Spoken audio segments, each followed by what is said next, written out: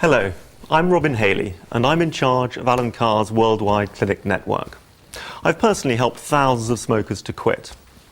I chose this profession because I was a chain smoker for years. I really wanted to stop, but I couldn't. After countless failed attempts, I tried Alan Carr's method. It worked, it was easy, I've never missed it, and I've been a happy non-smoker ever since. We have here a group of people representing a wide range of smokers, and you'll see them from time to time, illustrating certain points as we go through the DVD. Stopping smoking is in fact easy. You just have to use the right method. You don't need willpower, you don't have to go through any trauma, you don't need to put on weight. Just relax, it's going to be fun.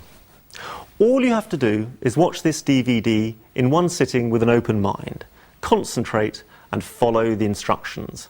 Make sure you're not going to be disturbed, turn off the telephone and remove any distractions. Make yourself comfortable, relax. Do you feel like having a cigarette? If so, go ahead. If you smoke roll-ups, cigars or a pipe, or chew or suck tobacco products, or take nicotine in any form, the same applies.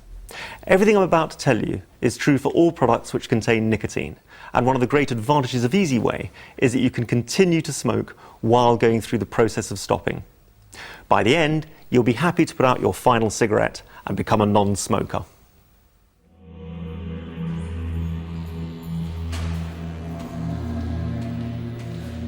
Imagine for a moment this scene. Look, this prison is not good for your health. Your wife and children are very worried about you. Just be sensible and get out of this place. That doctor is clearly talking nonsense. But didn't he sound rather like a doctor trying to persuade a smoker to stop? Don't worry, I won't be using shock tactics. They don't work. Smokers aren't stupid. You know it's killing you and costing you a fortune. You've been told that often enough. It makes you want to stop, but it doesn't help you to do it. Does dieting make food less precious? No, more so. Also, stress makes you want to smoke. Tell a smoker it's killing them, the first thing they'll reach for is a cigarette. What the prisoner needs is not a lecture in the obvious, but the key to his prison.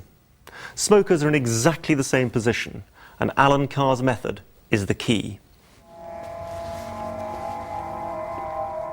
You feel trapped. You know you should stop, but that doesn't help you do it. Cigarettes are controlling your life. You feel like a slave.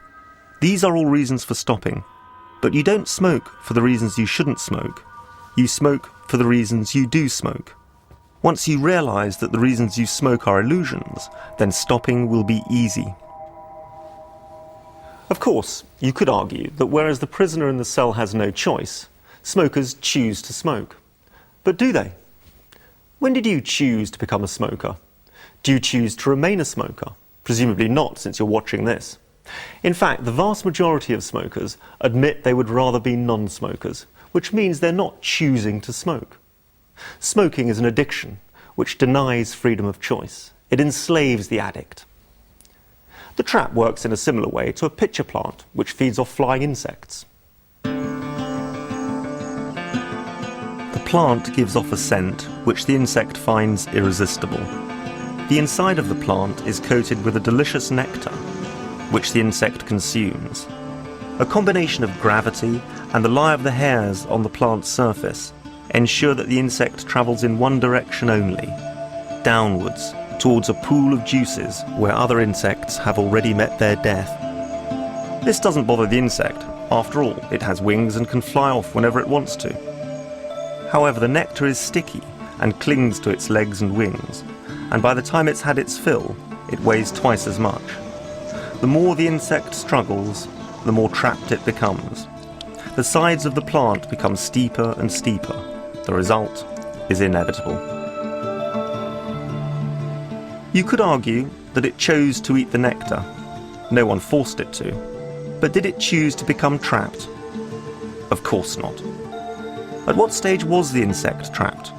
When it found it couldn't escape? No. That's just when it realized it was trapped. It was trapped from the moment it smelled the nectar. From that point on, it was being controlled by the plant and had no choice but to respond to its instincts.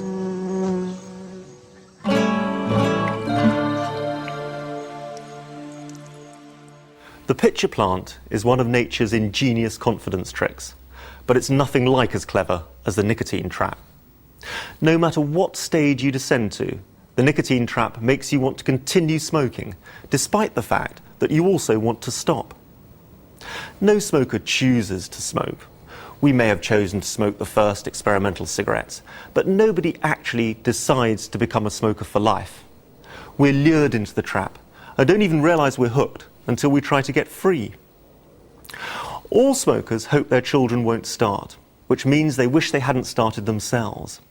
If you've ever made an attempt to quit, you're continuing to smoke not out of choice, but because that attempt failed. Given the choice, smokers would rather be non-smokers. So what's stopping them?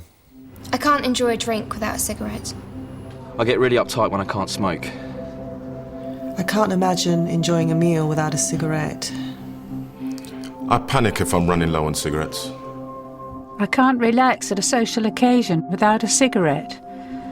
I need a cigarette to help me cope with the stresses and strains of life. But whenever I've tried to stop, I've been miserable and irritable, and I can't concentrate. I once stopped for 3 months, but the craving didn't go, and I know an ex-smoker who quit 5 years ago and is still dying for a cigarette. I'm afraid I'll suffer the craving for the rest of my life. You do want to stop, but you think it's going to be hard and are afraid of failure. After all, you haven't succeeded yet. Perhaps you've already tried many times using nicotine substitutes like patches or gum, or acupuncture, hypnosis, or just plain willpower. But nothing seems to work. You may be convinced that it's got to be difficult, and may even be impossible. But that's only because you've gone about it the wrong way. If you try to stop without understanding why you smoke, then no matter how determined you are, your chances of succeeding are very slim indeed. So why do you smoke? I need a cigarette to cope with stress. I enjoy a cigarette when I'm relaxing. It helps me concentrate. It relieves boredom. I like the taste. I like the smell. It's a social prop. It's stylish and cool. I like the ritual. It's something to do with my hands. It's oral satisfaction. I like inhaling the smoke. It's a crutch. It's a pleasure. It's company, a friend. I feel miserable without cigarettes. It's just a habit. I've got an addictive personality. I'm a nicotine addict. I don't know. If there are so many advantages to smoking, why do smokers want to stop? It's bad for my health. It's costing me a fortune. It's filthy and disgusting. It's controlling my life. Bad breath. The smell of my hair and clothes. It's antisocial. It's making me lethargic. It's a bad example to my children. Stained fingers. Stained teeth. Coughing and wheezing. Lack of self-respect. Slavery. So there's a whole set of advantages and a whole set of disadvantages. Let's look at some of the advantages. Smokers give contradictory reasons for smoking. I need a cigarette to cope with stress. I enjoy a cigarette when I'm relaxing. Stress and relaxation are complete opposites. It helps me concentrate. It relieves boredom. Boredom and concentration are also complete opposites. What miraculous product can do for you 1 minute the complete opposite of what it did for you an hour earlier?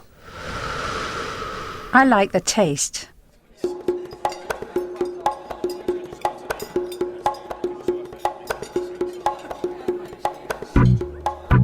Taste has nothing to do with it.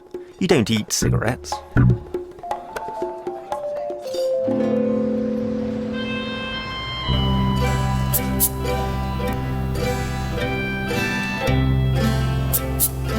Even if you love the taste of lobster, you never reach the stage where you have to carry lobsters with you at all times.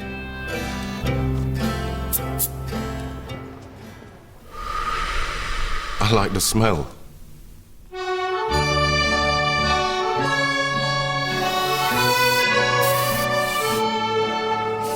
why not spray your house with the delightful fragrance of cigarette smoke?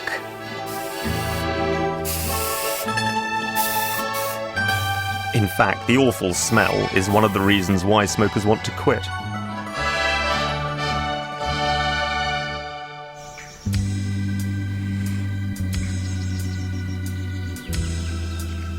Even if you love the smell of roses, that doesn't make you want to smoke them. And most smokers actually dislike the smell of other people's cigarettes.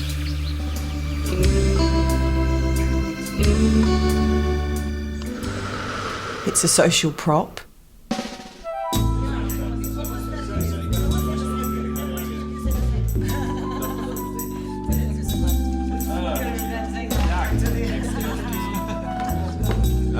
Ashtray. We don't smoke in our What? house. Yeah. Well, I used to smoke, huh? It's disgusting. You want to smoke in our house. I'll go outside. So.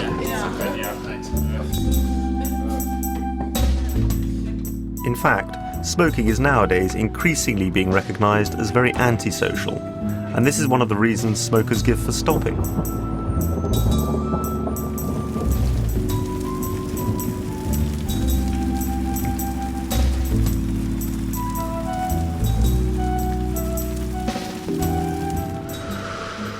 It's stylish and cool.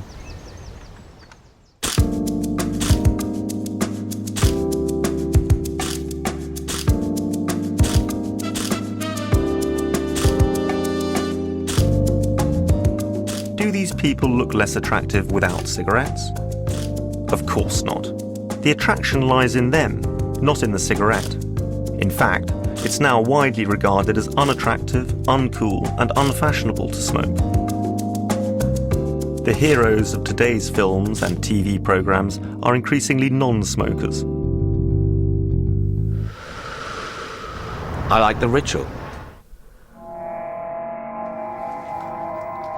Heroin addicts believe they enjoy the ritual of injecting themselves. They don't. It's just the way of delivering the drug into their body. And it's not to get a high, it's to relieve the low caused by the withdrawal from the previous fix. Smokers are in exactly the same position. It's something to do with my hands. It's oral satisfaction.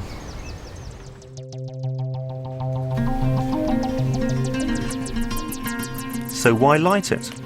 You could save a fortune without damaging your health at all.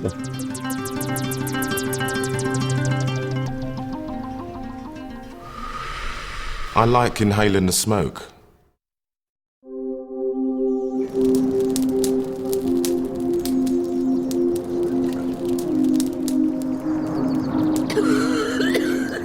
That's called suffocation.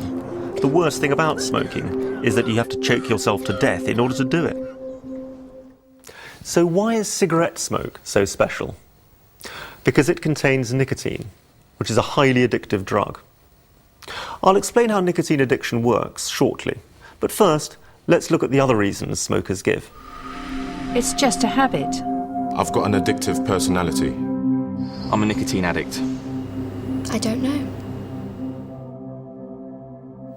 In fact, these aren't so much reasons for smoking as excuses for not having stopped. They tend to be used by longer-term smokers who sense they're not getting any genuine advantages, but still feel unable to quit. It's a crutch. It's a pleasure. It's company, a friend. I feel miserable without cigarettes. You still believe that smoking provides you with some genuine pleasure or crutch, and that by quitting you'd be losing a friend. And you know that on previous attempts to quit or cut down, you've been miserable. You therefore, quite understandably, have fears about stopping. These fears are the result of a lifetime's brainwashing.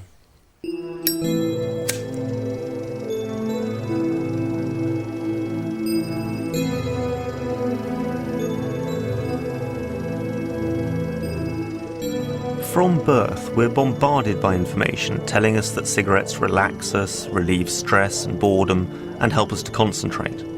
We're brainwashed into believing that we need them to cope with and enjoy life. Our subconscious is manipulated through marketing techniques, social images, and misconceptions. Smokers themselves, and even so-called experts, perpetuate these illusions.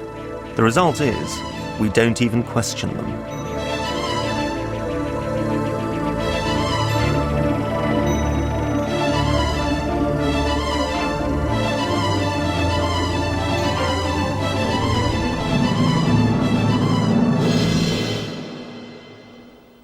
On the other hand, we're also made aware of the terrible disadvantages of smoking. In fact, we're torn between two contradictory fears. On the one side, it's killing me, costing me a fortune, filthy, disgusting, and controlling my life. You try to block that bad side from your mind, but you never succeed. It's like a dark shadow, and while you're smoking, it just gets darker and darker, looms larger and larger. On the other side, how can I enjoy life or cope with stress without my little pleasure or crutch? You're frightened that if you stop smoking, you'll have to go through some terrible trauma, and that even if you do succeed, you may never be completely free from the desire to smoke. It never seems to dawn on the smoker that both these sets of fears are caused by smoking. Non-smokers suffer neither of them, and one of the greatest gains of being free is to end this constant battle. Once you understand the nicotine trap, then you'll see that all the reasons for smoking are illusions. You'll realise that far from being miserable as a non-smoker, you'll actually enjoy social occasions more and handle stress better. The whole object of this exercise is for you to enjoy being a non-smoker from the moment you quit. But first, you need to understand more about drug addiction. Which of these drugs do you think is most addictive? Alcohol? Cannabis? Cocaine? Heroin? Crack? No. The nicotine contained in tobacco is the most addictive drug known to mankind.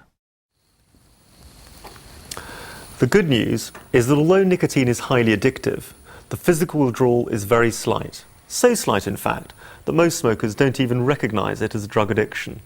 There's no physical pain. In fact, it's identical to the feeling of a hunger for food and to the feeling caused by normal stress. But even heavy smokers can go for long periods without smoking and scarcely even be aware of it, on planes for example, and it's not strong enough to wake you up at night. What's more, it gets no worse when you stop. Smokers think of withdrawal as the trauma they suffer when they try to quit by using willpower. But that's not physical, that's mental, and Easy Way removes it even before you extinguish your final cigarette.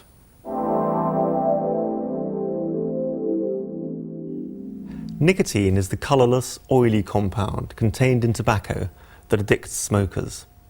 It's a deadly poison, and it's sold commercially as an insecticide.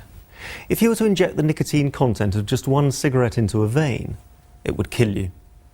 Every puff on a cigarette delivers to the brain via the lungs a small dose of nicotine that acts faster than a dose of heroin injected into a vein. Nicotine is a quick-acting drug, and levels in the bloodstream fall by about 50% 2 hours after extinguishing a cigarette. This is why most smokers average about 20 a day. As nicotine leaves the body, you experience an empty, insecure feeling, a tenseness or edginess, which I'll refer to as the itch. Smokers believe they only suffer withdrawal symptoms when they try to quit. On the contrary, they suffer them all their smoking lives. Just as we only know hunger for food as I want or need to eat, so we only know the itch as I want or need a cigarette. Most smokers can remember their first cigarette was foul.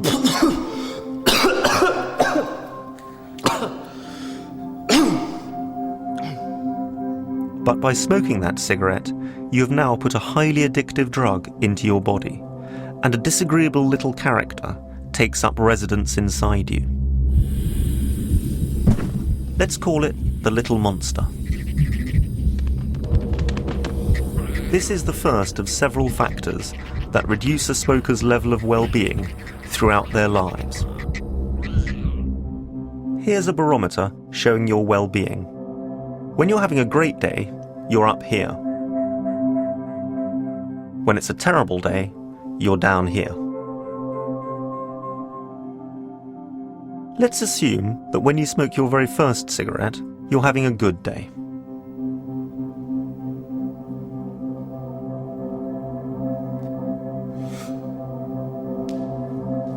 Once you extinguish the cigarette, you start to experience the itch, an almost imperceptible, empty, insecure feeling, which smokers only know as, I need something to do with my hands, or I want or need a cigarette. This is in fact nicotine withdrawal. It's the little monster inside your body demanding to be fed.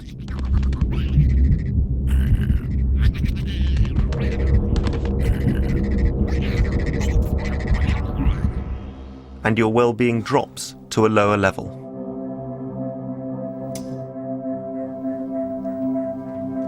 If you light another cigarette within that withdrawal period, the empty, insecure feeling is immediately replaced by a feeling of satisfaction and confidence.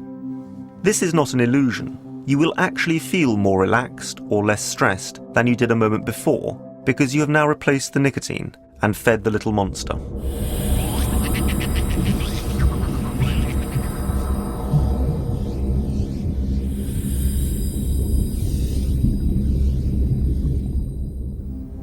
Your level of well-being will immediately go up. The second cigarette tastes just as foul as the first, and you'll remain convinced that you could never get hooked.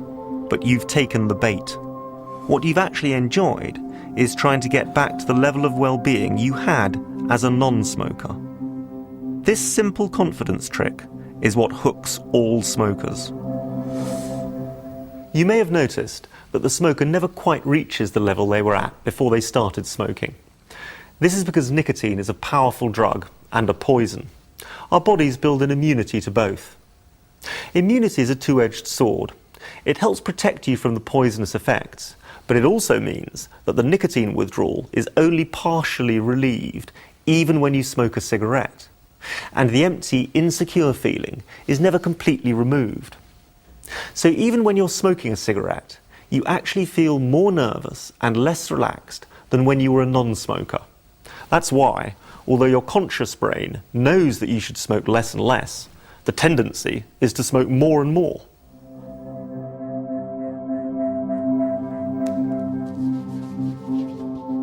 After you finish the cigarette, the level of nicotine in your body falls again, and the little monster soon demands another fix.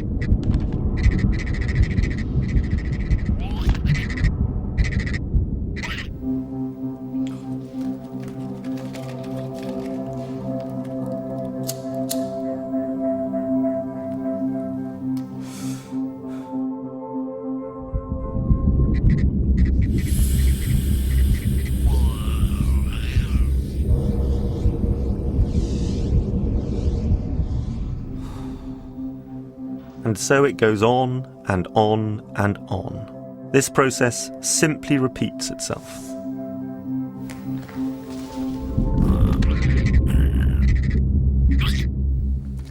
The only reason any smoker lights a cigarette is to feed that little monster and try to relieve the aggravation caused by the previous cigarette. It's like wearing tight shoes just to get the pleasure of taking them off. There are several reasons why smokers find it difficult to see it like this. Remember, the empty feeling is indistinguishable from hunger and normal stress, and is almost imperceptible. There's no physical pain whatsoever. Our brain is therefore fooled into believing that the empty feeling is caused by the stresses of life, whereas in fact it's caused by the withdrawal from the previous cigarette. We only know the feeling as I want or need a cigarette.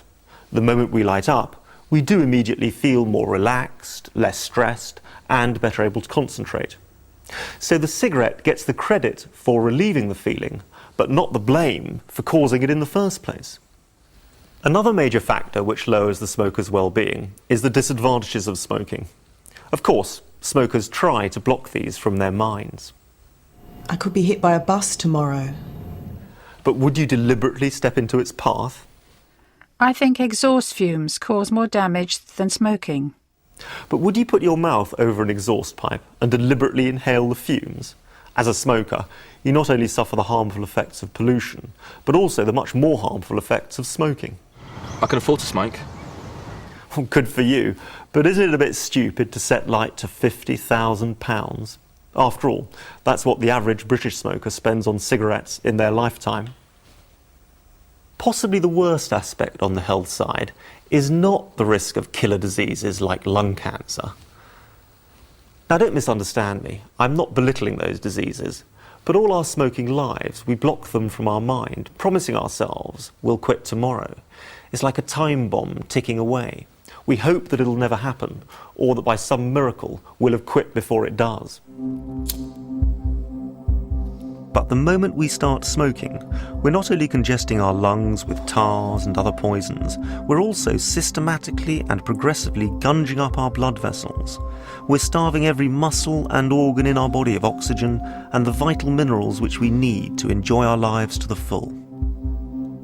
Because this deterioration happens gradually, we aren't even aware of it. It's like growing old. It's not until we see a photograph taken 10 years earlier that we notice the difference.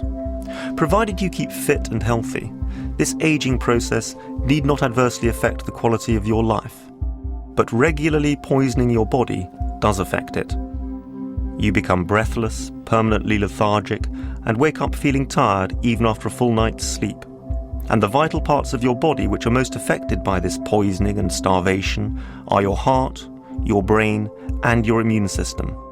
How can your brain concentrate properly if it's not only being distracted by withdrawal, but also starved of oxygen? Did you know that smoking coagulates your blood? How can you expect your heart to continue to pump increasingly coagulated blood through increasingly restricted blood vessels? The miracle is not that smokers have heart attacks and multiple bypass operations, but that our bodies can survive the poisoning at all. It says much for the incredible strength of the human body. If we treated our cars like our bodies, they'd be scrapped within a year. Yet amazingly, once you stop smoking, the body purges the vast bulk of accumulated filth and poison within just a few weeks. In addition to this physical deterioration, smoking destroys your self-confidence and self-respect. You realise you're not in control. Cigarettes are controlling you. You're not just smoking when you choose to. You've got to have them. And even the thought of not having them sends you into a panic. As your wheezing, coughing and lethargy increase, the cancer scares become dark shadows looming at the back of your mind, and you realise that you're a slave to the cigarette. This gradual physical and mental deterioration combine to reduce your level of well-being as you go through life. The low therefore gets lower and lower, and the high that you come back to every time you light a cigarette goes down in proportion. It's an endless cycle that causes the victim to go in one direction only, downwards.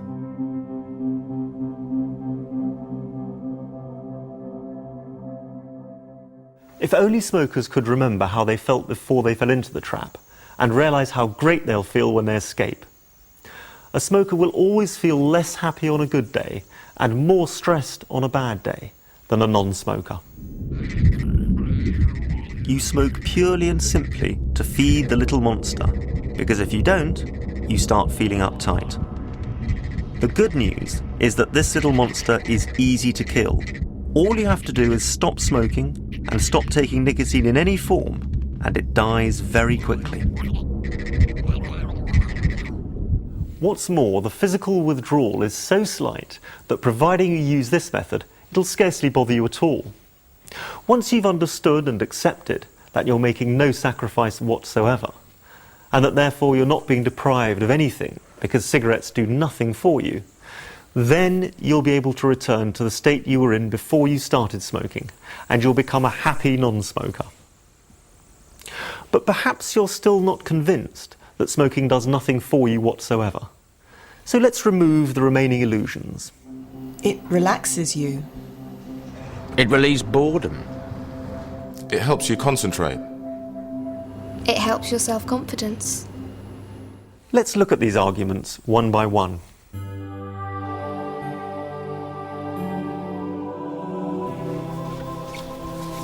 Wasn't that a great massage? Yeah, but I could really do with a cigarette right now. In fact, it's the complete opposite. It makes you feel uptight, irritable, and nervous. When you should feel relaxed, you experience withdrawal symptoms if you can't smoke. So you smoke in order to try to get rid of that withdrawal. In fact, you smoke in order to feel as relaxed as a non-smoker, who of course never suffers the withdrawal in the first place. Get it clearly into your mind. The cigarette does not relieve the panic feeling, it causes it.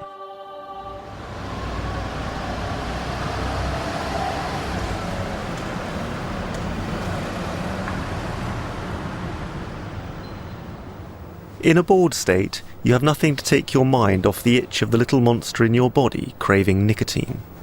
So you feel the need to scratch it. But scratching the itch doesn't relieve the boredom. When you're smoking, you're hardly thinking, "This is fascinating," are you? We're so obsessed with smoking, and it takes up so much of our time, that we often neglect activities which are genuinely stimulating. In fact, the lethargy and apathy which result from smoking are primary causes of boredom.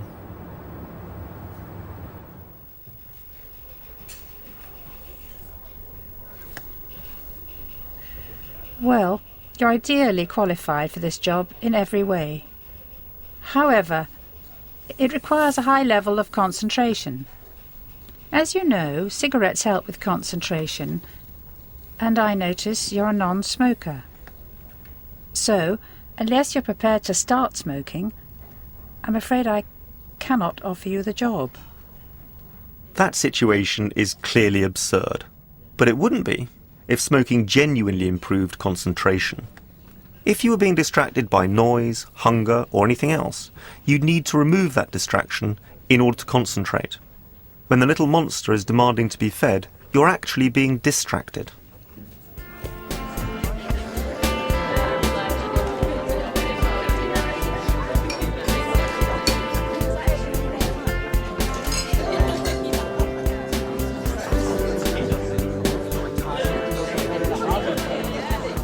You're permanently more anxious as a smoker because you have the little monster demanding its fix.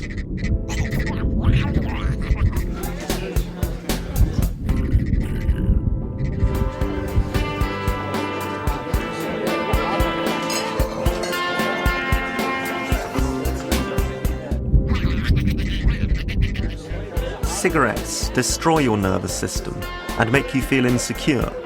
They undermine your self-respect and self-confidence.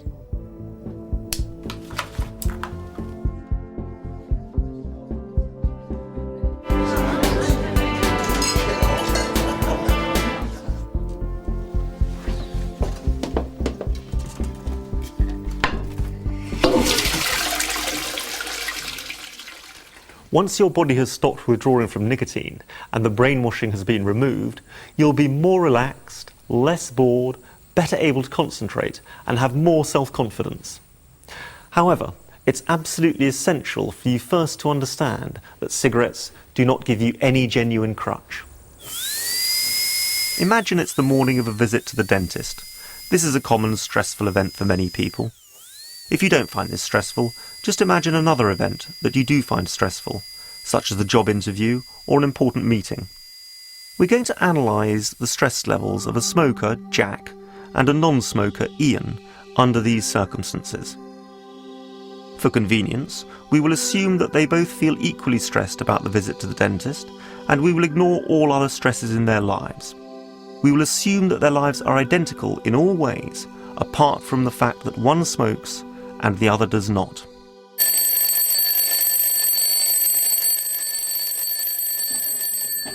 Jack and Ian are suffering equal stress from the impending visit to the dentist.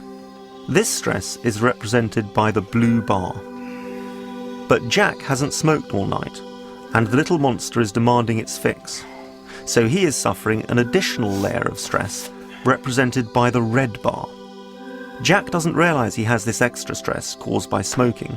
On the contrary, he believes that smoking relieves stress. When he lights up, he partially relieves the stress of the nicotine withdrawal. They're not allowed to smoke at the dentist. This doesn't bother Ian, but it does bother Jack, as he can no longer feed the little monster. The checkup goes fine for both Jack and Ian, and the stress they were suffering because of it has gone. But Jack's little monster is demanding its fix, so he's still uptight.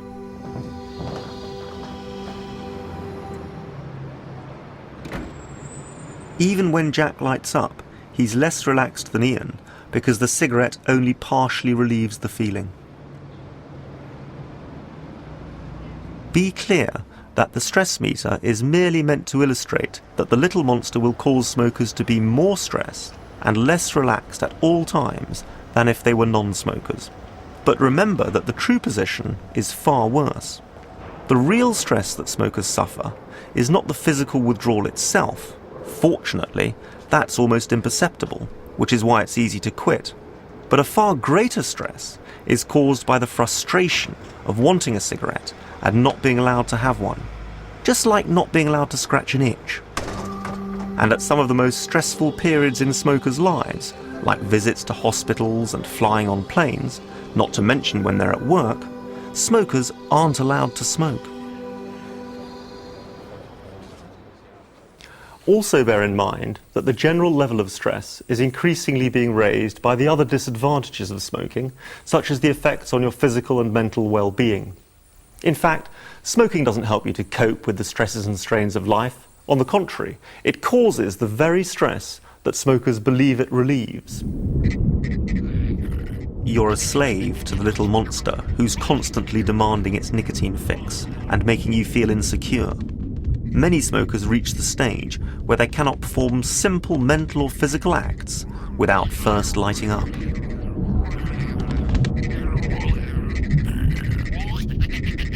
The physical addiction has confirmed the illusions of the brainwashing. We believe we can't cope with life or enjoy life without cigarettes. The truth is that the only pleasure you get when you light up is to feel as relaxed as a non-smoker. Because you do feel better when you light up, you're fooled into believing that you get a genuine pleasure or crutch. Think of that panic feeling when you're getting low on cigarettes. Non-smokers don't suffer that feeling. It's the drug leaving the body that causes it. See it as it really is. The cigarette doesn't relieve the empty feeling. The first cigarette started it, and each subsequent cigarette has simply perpetuated it. So you've fallen into the trap of nicotine addiction. When do you think you fell into it? Let's go back to that first cigarette.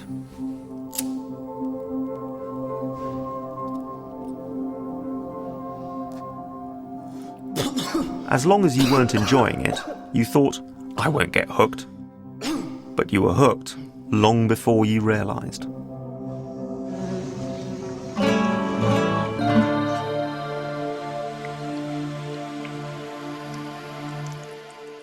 You should now realize that in fact cigarettes provide you with no genuine pleasure or crutch whatsoever. Smoking does not relax you, or relieve stress or boredom, nor does it help you to concentrate. The advantages of smoking are all illusions. These illusions are being removed and the brainwashing is disappearing. Once we've removed one side of the tug of war in your mind, then you don't need willpower to quit, because all your will is directed against the cigarette, instead of this constant conflict of will. Here's a new drug which you might like to try. I must warn you that it's highly addictive. You'll become addicted straight away, and you may remain so for the rest of your life. I'll give you the first fix for nothing, but then I'll start to charge you. I warn you that whatever the cost, you'll find the money. It's a powerful poison, and you'll have a 50% chance of dying as a direct result of your addiction. In any case, you'll become more lethargic, short of breath, and less resistant to all sorts of diseases. There's bad breath, stained teeth, wheezing, coughing, and social stigma. It'll not only destroy you physically, but also attacks your nervous system, undermining your confidence and self-respect. And you, an otherwise strong, intelligent, healthy, and attractive human being, will end up despising yourself for being the slave to something you yourself detest. Ironically, the more the drug destroys you, the more you'll be fooled into believing it's your last little pleasure or crutch, and the more dependent you'll feel on it.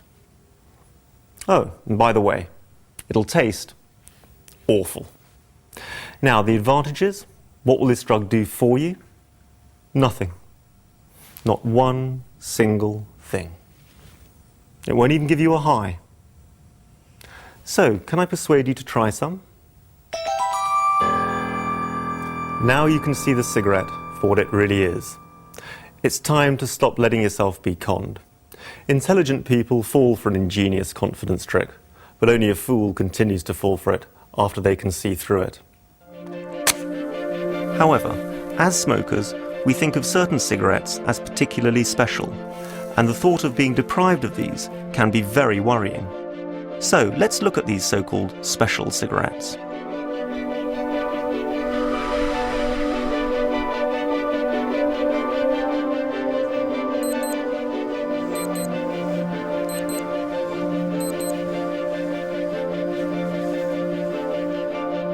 The only reason the first cigarette in the morning seems special is because you've gone all night without one. So the relief from nicotine withdrawal seems that much more precious. But non-smokers don't have this problem when they wake up.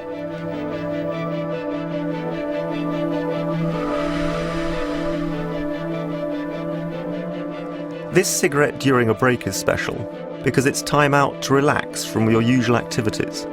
But you can't relax without the cigarette because you feel the need to relieve your nicotine withdrawal. Non-smokers don't have this problem. They're relaxed at these times without a cigarette. Smokers believe a cigarette gives them an excuse for a break and fear that when they quit, they won't be able to take breaks. The fact is, smokers need breaks in order to feed their nicotine addiction, otherwise they get uptight. As a non-smoker, you can enjoy as many breaks as a smoker without poisoning yourself or being forced out into the rain or freezing cold to get your fix.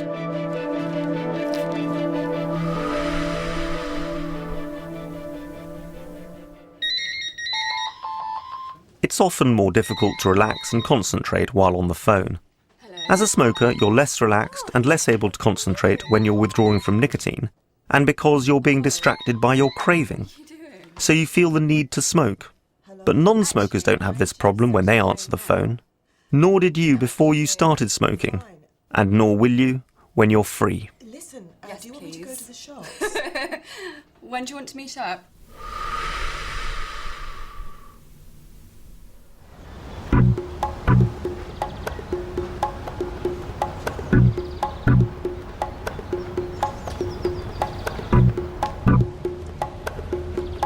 You should be particularly relaxed after exercise, but you won't be completely relaxed because of the need to feed the little nicotine monster. Non-smokers don't have this problem, and you too can look forward to enjoying those moments of relaxation after exercise without needing to choke yourself to death.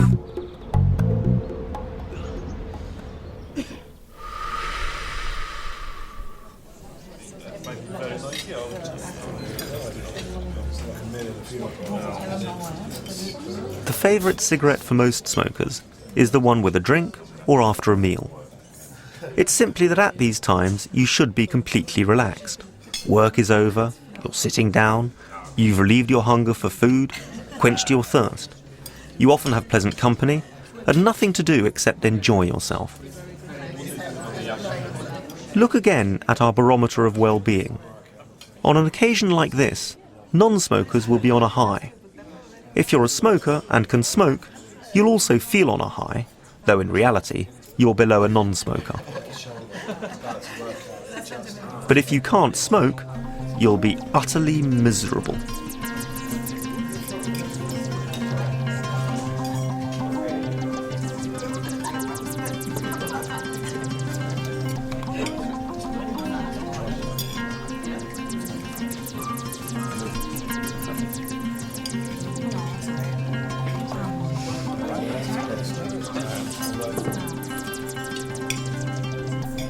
So in this situation, the difference between having a cigarette or not is the difference between feeling on a high or feeling miserable.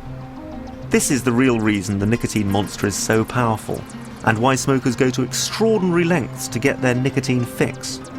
Non-smokers don't have this problem, and you'll enjoy these occasions far more once you're free.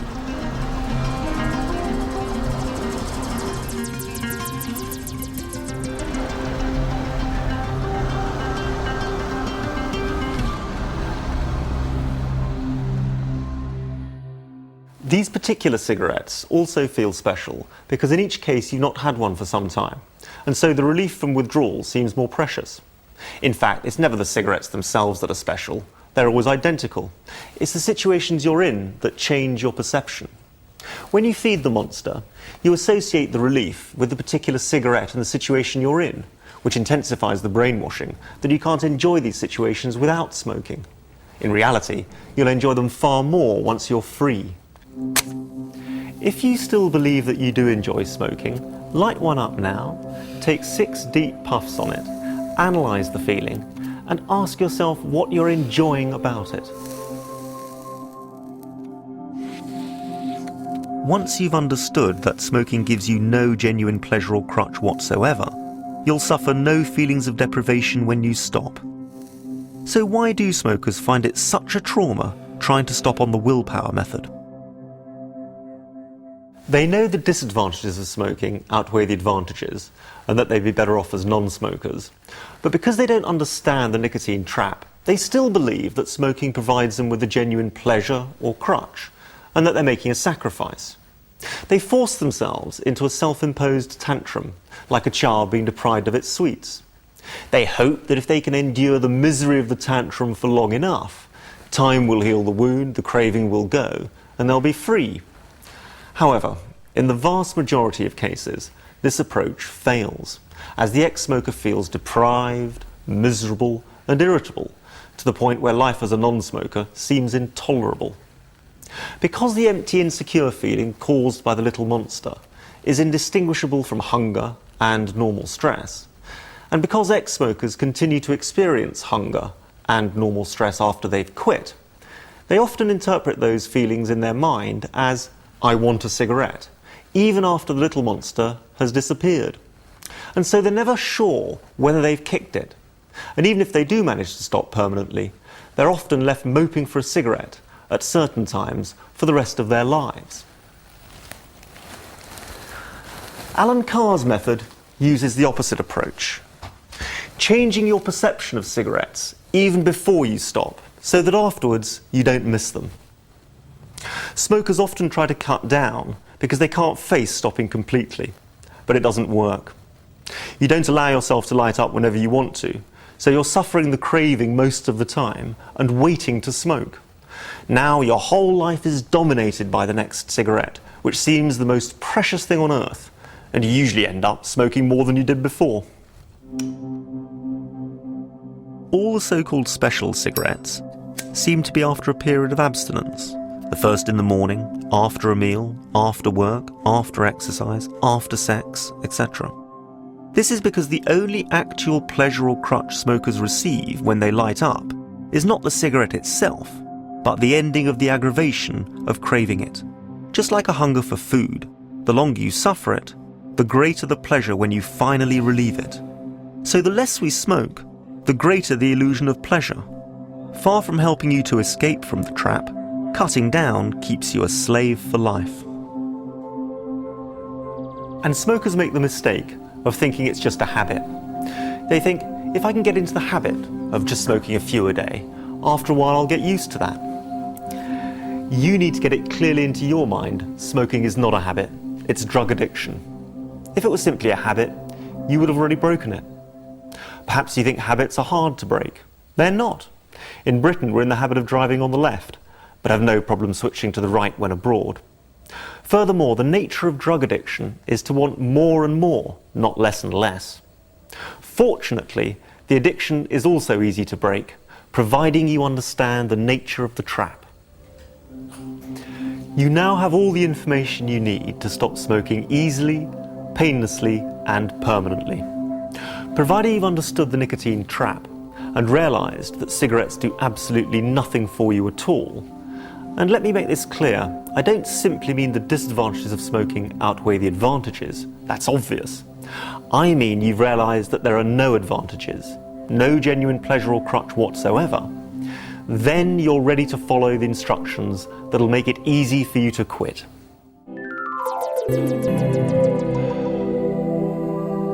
The brainwashing has been reversed. Your perceptions have changed. The illusions you had about smoking have gone, and you now see cigarettes for what they really are. You thought they were your friend, but in fact, they're your worst enemy. Get it clearly into your mind, there's nothing to give up. The pleasure, crutch, relaxation, stress relief, prop, reward or friend you thought smoking gave you were illusions. Smoking is simply drug addiction. You're not making any sacrifice whatsoever, so there's no reason to feel deprived. You didn't enjoy being a smoker, that's why you've decided to stop. You're achieving what every smoker would love to achieve: freedom. You're making marvellous positive gains in health, energy, money, self-respect, confidence, and, most importantly of all, in the length and quality of your future life. And you're losing nothing at all. This is one of those rare situations where there's absolutely no downside whatsoever and a huge upside. So approach the process of stopping not with doom or gloom, but with a marvellous feeling of excitement, a sense of relief that the whole filthy nightmare is finally over, and a feeling of elation that you're now finally free. Enjoy being a non-smoker right from the start. I would like you now to smoke your very last and final cigarette.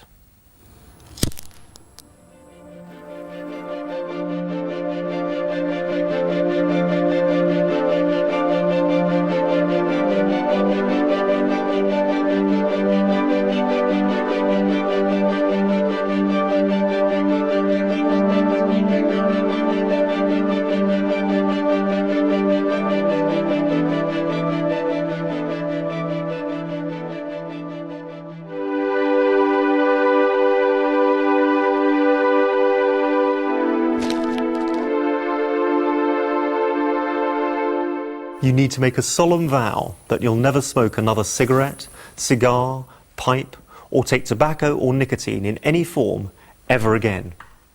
This is one of the most important decisions you'll ever make.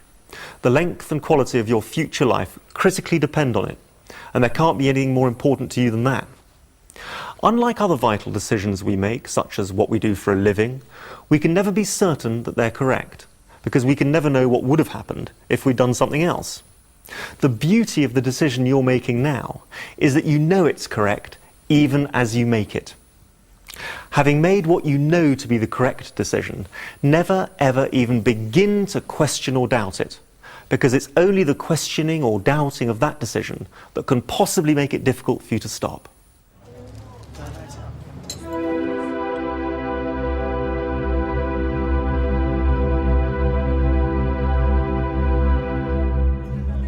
Don't avoid smoking situations.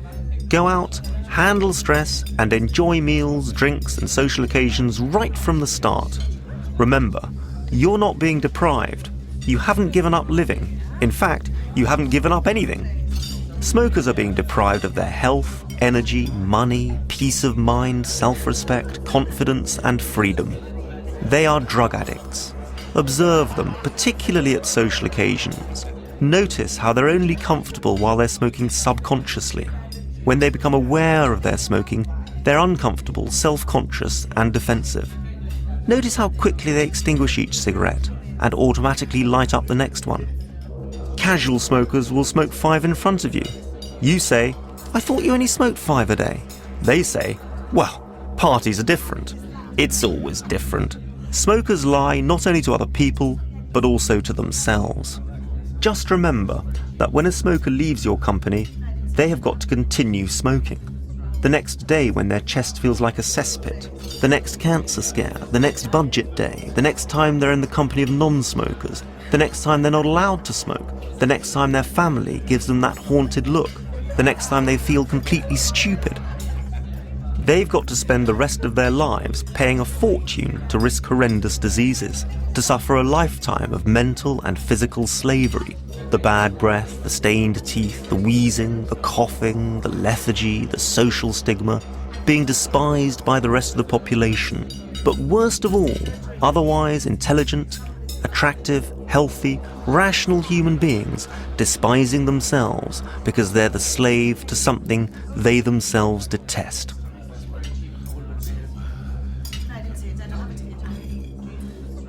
And all for what? What do they actually get in return for this life of misery? Nothing. Not one single thing. They're just trying to get back to that state of peace and tranquility they had before they lit the first cigarette. The state that non-smokers enjoy their entire lives. And the one thing that's preventing them from actually reaching that state is the next cigarette itself. Don't envy them, pity them. They'll be envying you because they'll be wishing they could be like you, a non-smoker, free from the whole filthy nightmare. Remember, your body will continue to withdraw from nicotine over the next few days, but this doesn't mean you have to be miserable. On the contrary, enjoy the process right from the start.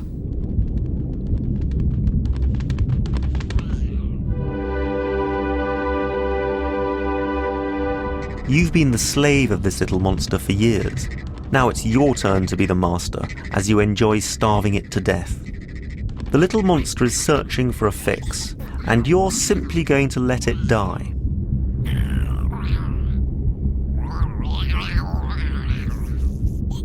If you're aware of the feeling at all, you'll only know it as a little empty, insecure feeling, a feeling of not knowing what to do with your hands, or simply the feeling of, I want a cigarette. It's essential that you stop thinking of it as, I want a cigarette, and recognise it for what it is, your body withdrawing from nicotine. And if or when it comes, instead of saying to yourself, I want a cigarette but I can't have one, simply say to yourself, this is the little monster wanting its fix. This is nicotine withdrawal. This is what smokers suffer their entire smoking lives. This is what keeps them smoking. Fortunately, non-smokers don't suffer this little empty, insecure feeling of the body withdrawing from nicotine. Isn't it marvellous? I am a non-smoker, and so I'll soon be free of it, never to suffer it again. That way the withdrawal pangs cease to be withdrawal pangs and become positive moments of pleasure. That way it can be like when you leave the dentist. Your jaw might still have a slight dull ache in it, but that doesn't bother you in the slightest because you know it'll soon go. That part of your life is over.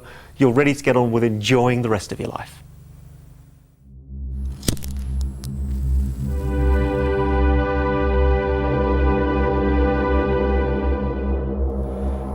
Don't fall for the trap of thinking, just one cigarette. One cigarette would revive the little monster and create the need for another, and another, and another.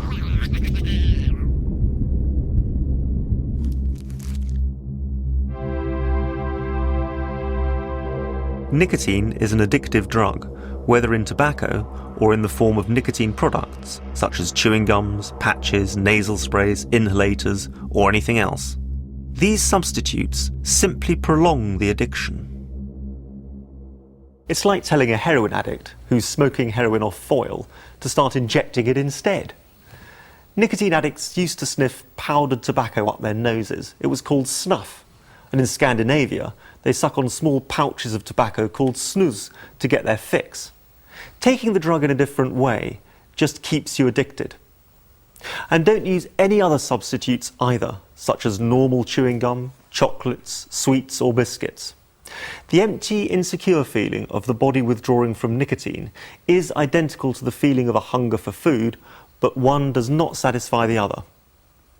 All substitutes make it more difficult to stop because they perpetuate the illusion that you're making a sacrifice. Do you need a substitute when you get over flu? Do you look around for another disease to take its place? Of course not.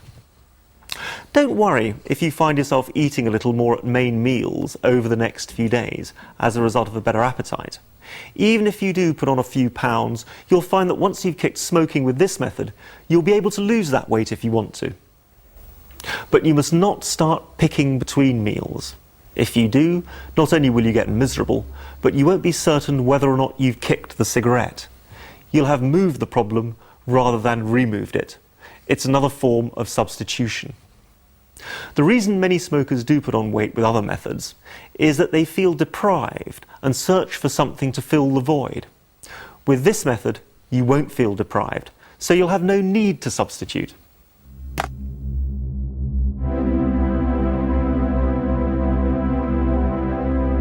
Don't keep cigarettes on you or anywhere else in case of an emergency. If you do, it means you're doubting your decision. You're a non-smoker. Non-smokers don't need cigarettes, and that's one of the great joys of being free. Don't try to block your mind from smoking. It doesn't work. Just make sure that when you do think about it, you're not thinking, I want one but I can't have one. Make sure you're thinking, great, I'm a non-smoker. If you follow those simple instructions, there'll be a moment over the next few days which you thought you couldn't handle or couldn't enjoy without a cigarette, and it'll suddenly dawn on you that it never even occurred to you to smoke. That's the marvellous moment when you realise you're free. But don't wait for it to happen or try to force it, because if you do, you'll create a phobia in your mind. All you really have to do is accept there's nothing to give up, make your decision never ever again, and get on with enjoying the rest of your life as a non-smoker. Life will soon go back to normal, and you'll accept that you're a non-smoker. But be on your guard. Oh, I haven't had a cigarette in 6 months now. Guess one won't hurt.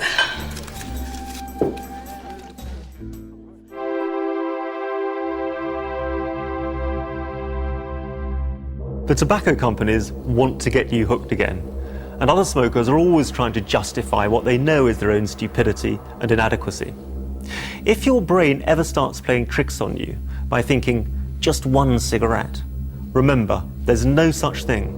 Just one cigarette, cigar, or anything containing tobacco or nicotine, and you'll fall back into the nicotine trap.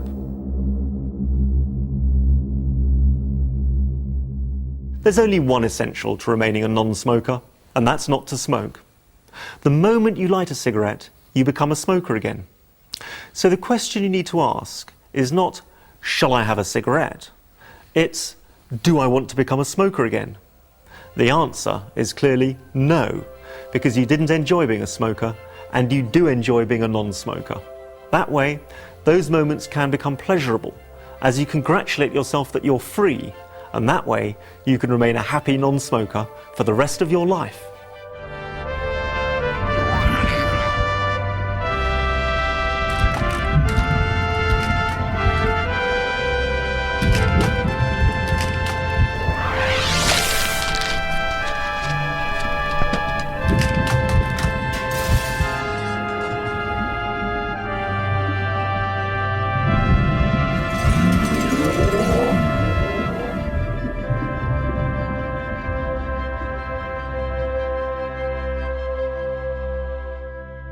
You're now free. Congratulations. Remember, every smoker would love to be in your position. Never doubt your decision. You know it's the right one. If you have any problems or questions, please contact your nearest Alan Carr clinic, details of which you'll find on the menu. You can now enjoy the rest of your life as a happy non-smoker. Goodbye.